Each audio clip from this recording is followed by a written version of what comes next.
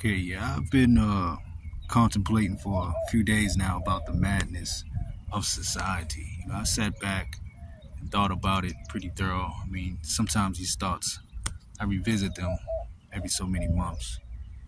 And what I've come to realize is that, you know, it is that most likely human beings as a whole in society are insane. It's interesting because I think that if I was to analyze this even deeper, we was to explore this way on another level, a deeper level, that we'd find out that humans are naturally mad or naturally insane or have lost their minds. And key point that we use words like gone crazy, gone mad, lost their mind. And I think for sure that our natural condition in nature, when we return to accounting for our biology and nature, that we didn't lose our mind. We were conceived and constructed in confoundment and illusion and delusion. And I give you a perfect example. Now, this example is going to be mind-blowing. When we study nature and we look at the insect world, we'll just start with that world, keep it basic, with those organisms. If we study the praying mantis and their behavior and their activity, for example, we can use any insects, you'll see that they're completely confounded. Now, let me break this down. What logical sense would it mean for a male praying mantis to allow themselves to be seduced by the opposite of their species to be sacrificed? You understand? To be destroyed and to suffer just for the sake of temporary pleasure. So what that would mean is that praying mantis, as well as insects as a whole, if we observe them closely, they're confounded and they're crazy. Now, one word we'll use that science has always concluded about biology with these animals and these insects is that they are ignorant. They'll say that humans are intelligent species and that all of the other species in general, some mammals have a high level of intelligence, but for the most part, most of the animals in nature are ignorant, are unintelligent, right? Well, foolishness and ignorance and, let's say, stupidity is having the lack of knowledge of something, lack of awareness of not being told something. Ignorance means to ignore what you have been shown, to not be invested on learning. You're not interested in learning. It's called anti-intellectualism. That's what an ignorant person would be. So humans, there's a lot of ignorant humans for sure. But insanity and madness or craziness would be to have investments of ideas and concepts that are not true or that are not to your best benefit. If you met someone who had gone mad, right, or who has lost their mind, they would say, I want to jump off this balcony because I'm going to fly. You see, I'm going to fly, you see. And you'd be like, hold on, man, we might have to call some people because we might need to have an intervention because, you kind of like you crossed the line and your mind is no longer sane. You're no longer thinking rationally anymore. Well, that psychotic episode that you may experience, someone go through, that you may go through, is what all of nature and these species and organisms are going through every day. Now, am I lying? They're all on the edge of a balcony saying, watch me fly, And as if to that praying mantis, he has no clarity or realization that his life or his existence is not to his own benefit.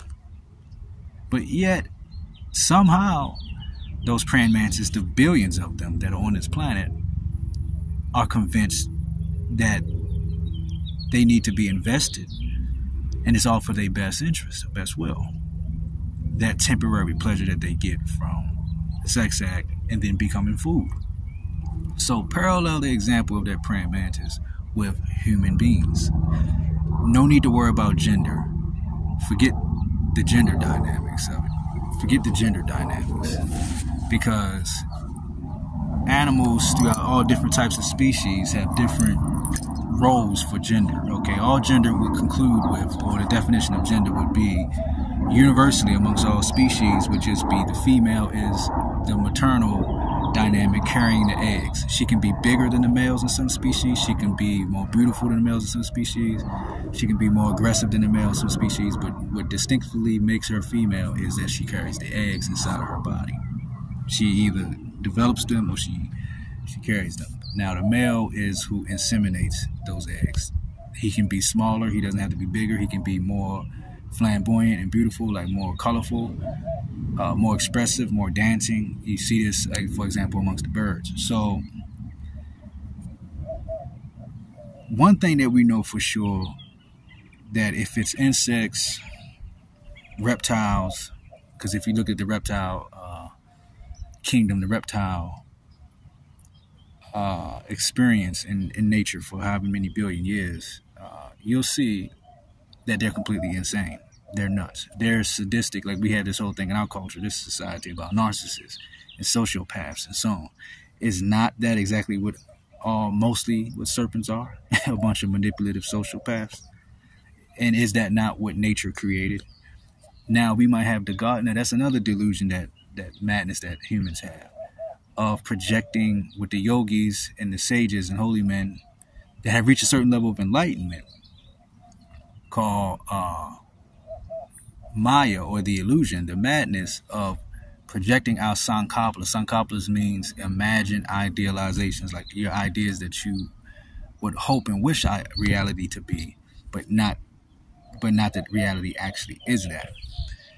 And they're called Sankalpas. And the reason why humans have that behavior is because we want a certain outcome to attain. So we'll manipulate the factors of the dynamics that are actually at work, and we'll say it's all to my benefit so I can get this goal, this attainment. And it's really just very complexity of madness, of insanity. So moving back to the example of all of these species, I said insects, reptiles, mammals, the bird, the bird species, and the now humans and primates. Now humans are under the delusion, I think maybe because of a God delusion we have constructed, that our constructs and ideas are real.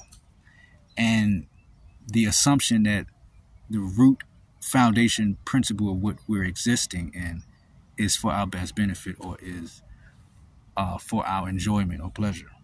And it's all positive. See, it's positive. That is the root of the madness, of the insanity.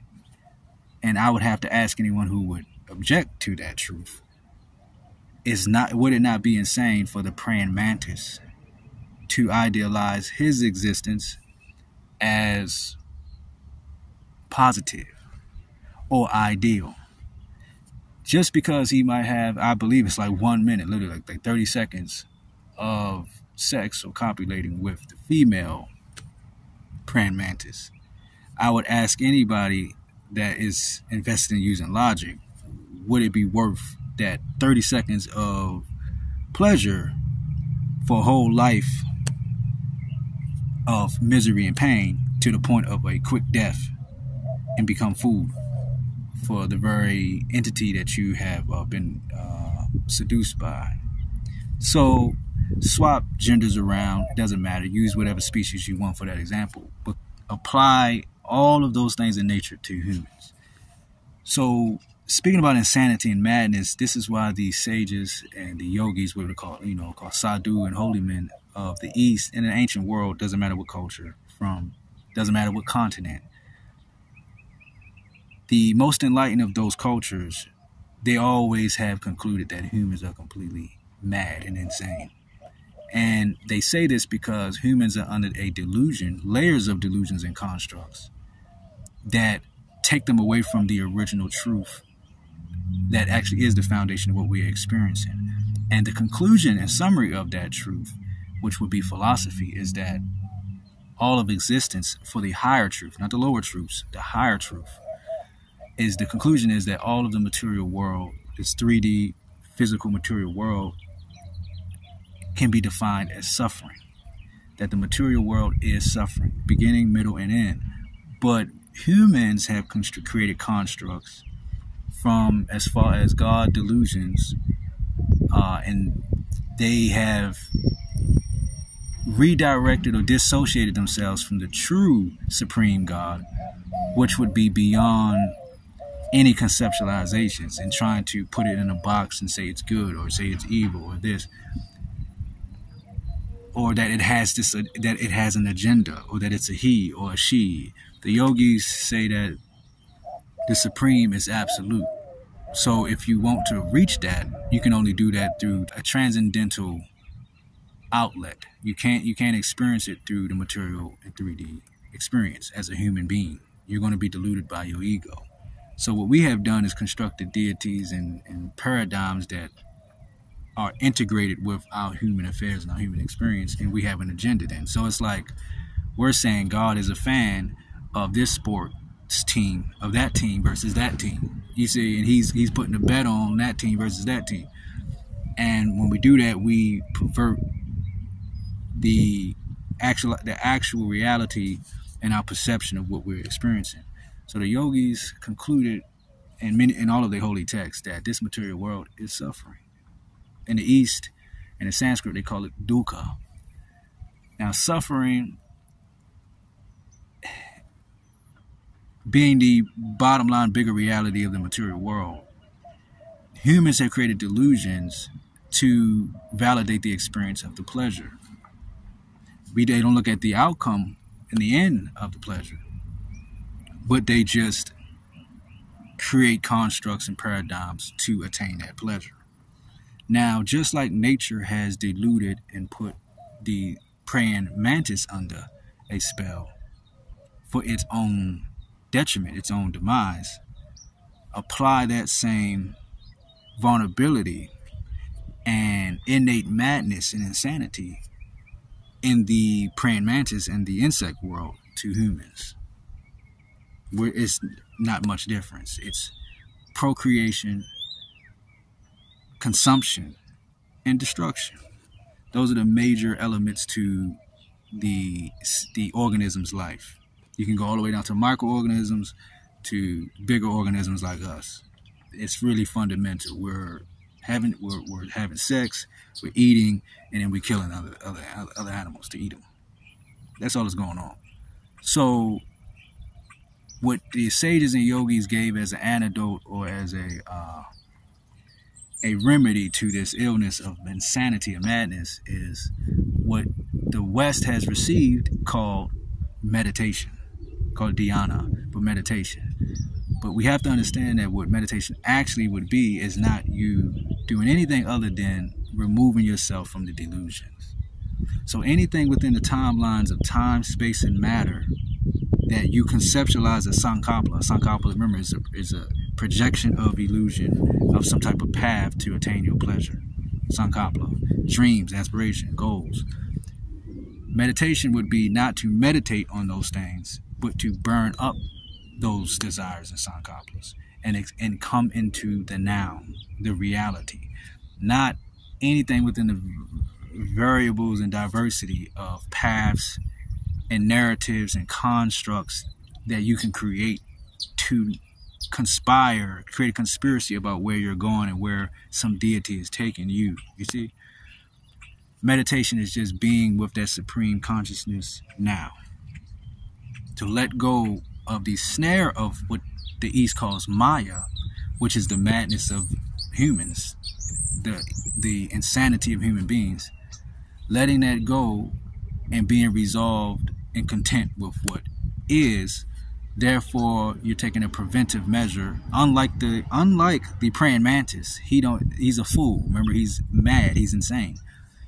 The praying mantis and all those insects, as well as all the organisms on this material world, show no preventive measure of caution, and that's why they suffer and are defeated. Human beings still have not, for the most part, are still a product of nature, and create conceptualizations and illusions and delusions to validate their existence, and therefore they put themselves immediately in a vulnerable space in nature to suffer. Whereas if we were to dissociate and redirect our psychology away from the madness and illusion, we would be able to get a state of liberation and remove ourselves from any level of pain or horror or suffering. So with me meditating and contemplating on this, that's why I'm sharing it. I realized that it's not that human beings are just foolish. I mean, I don't think that's the problem. Also, I can be invested a whole lot for years, invested into analyzing and studying human nature in context of their evil, whether they, their ethics. And I don't think it's a matter of whether they're good or evil. In the bigger scheme of things, the bigger picture of things, I think it's more boils down to that human beings are a part of and integrated and born and created and constructed within total insanity. Humans are naturally insane. And I think that is what we are under cognitive dissonance to face, where every day we look at the mirror, but we avoid to look at the real mirror, the genuine mirror beyond our appearance. I mean, the mirror of our soul, we don't want to look at that because there's some capacity of our ego to divert and to what we call bide for time. Basically, it bides for time, it waits for time for your pending awakening of how crazy you actually are.